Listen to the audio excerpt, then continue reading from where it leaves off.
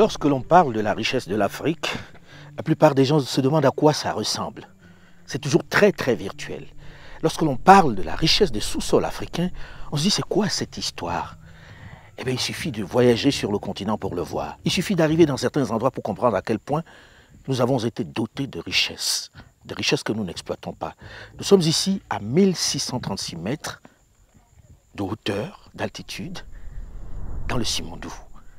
Et regardez, il suffit d'aller sur le bord de cette route pour voir du fer, du minerai de fer en haute teneur. Il n'a pas encore été travaillé. Et il est partout, partout. Quand vous vous déplacez, ce caillou sur la place, c'est du fer. Partout, il y a du fer. Comment peut-on posséder 78% de diamants de la planète, 89% de platine, dont la moitié de la production est utilisée par l'industrie automobile, 81% de chrome, 61% de manganèse, 60% de cobalt, 20% de la production mondiale d'uranium, 90% des réserves de platinoïdes, 80% de coltan, 70% de tantal, 40% des réserves aurifères et 10% des réserves pétrolifères. Bref, comment peut-on détenir le tiers des réserves mondiales, tout minerai confondu, et rester le continent le plus pauvre du monde? Qu'est-ce qui peut expliquer cette ineptie, cette incongruité? Et comment en sortir? Pourquoi le pétrole serait une bénédiction pour les pays du Golfe, tels que l'Arabie Saoudite, le Koweït et autres Qatar, et il serait une malédiction pour le Congo-Brazzaville, pour l'Angola, pour le Tchad, pour la Guinée équatoriale, pour le Nigeria? Soyons sérieux. Prenons la République démocratique du Congo, l'un des plus grands paradoxes de notre continent. Premier producteur mondial de cobalt, avec ses 100 000 tonnes chaque année.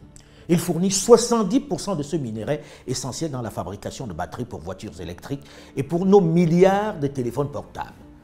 Premier producteur africain de cuivre, avec plus d'1 500 000 tonnes par an. Le Congo est assurément un scandale géologique, puisque la liste de ces minéraux est longue et importante.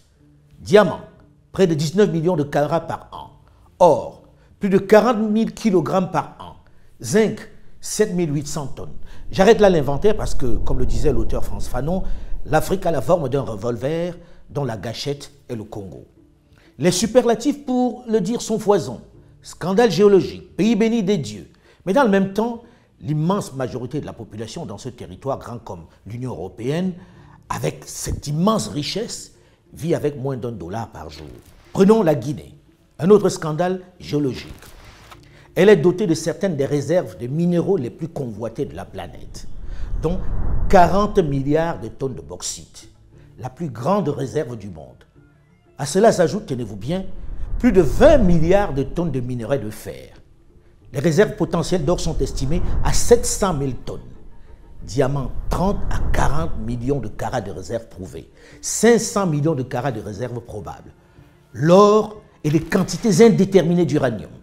Mais 55% des 11 millions d'habitants de la Guinée vivent avec moins de 1,25 $ par jour.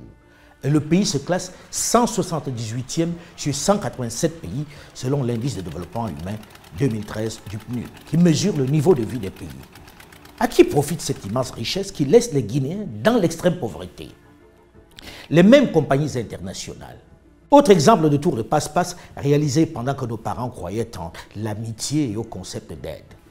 Le Niger et son uranium, où l'État cède en 1968 la principale concession d'Arlit de 375 km² utilisée comme combustible nucléaire dans les centrales nucléaires en France et pour la force de dissuasion nucléaire française. Les autorités nigériennes l'ont donc cédé à l'ancêtre d'Areva pour 75 ans.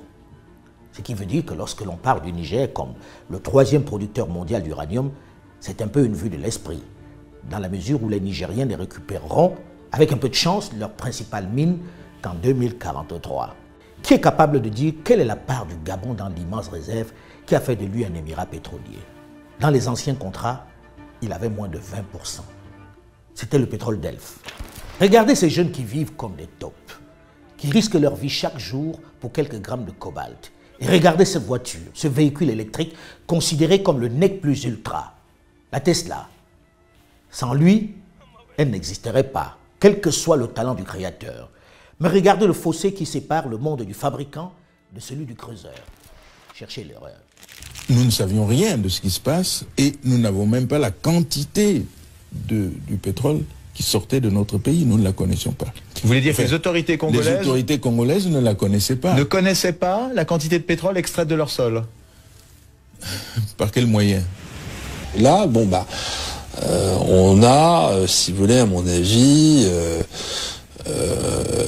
utilisé, ou comment dire, un peu la naïveté, je dirais, des dirigeants des pays hôtes, des producteurs.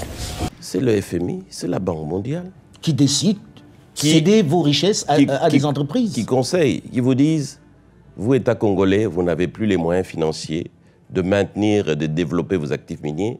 Nous vous conseillons, gentiment, oui, on sait comment on conseille. Voilà, de céder ça à des partenaires techniques et financiers internationaux qui sont spécialisés et qui ont les moyens, et ils vont développer ça à votre place. C'est l'erreur fatale qu'on a faite, qu'on ne devrait jamais faire dans nos pays africains. Quand on dit que la RDC a exporté plus de 1 million de tonnes de cuivre et près de 100 000 tonnes de cobalt, c'est 5 ou 6 entreprises étrangères dans lesquelles, malheureusement, l'entreprise de l'État Gécamine n'est qu'un actionnaire minoritaire qui n'a quasiment rien à dire. Ces entreprises, elles ont pris nos gisements, elles sont allées les donner en garantie à des banques étrangères et elles ont emprunté. Au lieu d'amener des capitaux qu'on nous avait promis, c'est des prêts qu'on nous a amenés à des taux qui dépassaient 10% alors que nous savons qu'ils les avaient à 2 ou 3%.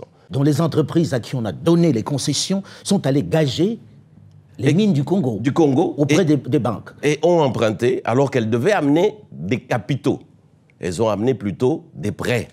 En gros, les firmes Glencore, China Mobile Denom et Sycomine, qui détiennent les 2 tiers de cette matière minérale qu'est le cobalt, réalisent 18 à 20 milliards de dollars. Des chiffres surréalistes sur le seul cobalt et le cuivre de RDC.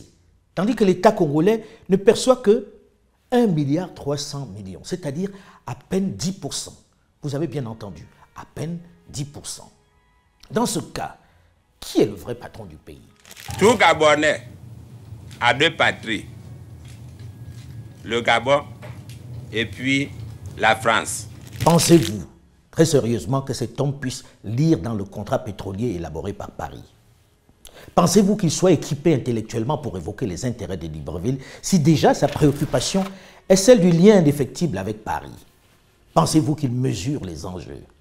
Comment voulez-vous qu'un homme qui pense ainsi puisse veiller sur les intérêts du Gabon?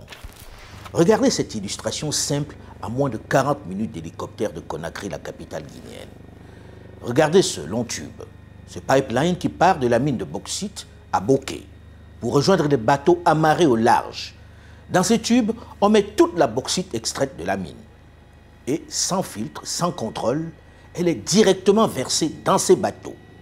Personne n'est capable de dire la quantité et la qualité de ce qui a été extrait du sous-sol guinéen. Ces bateaux prennent aussitôt la mer.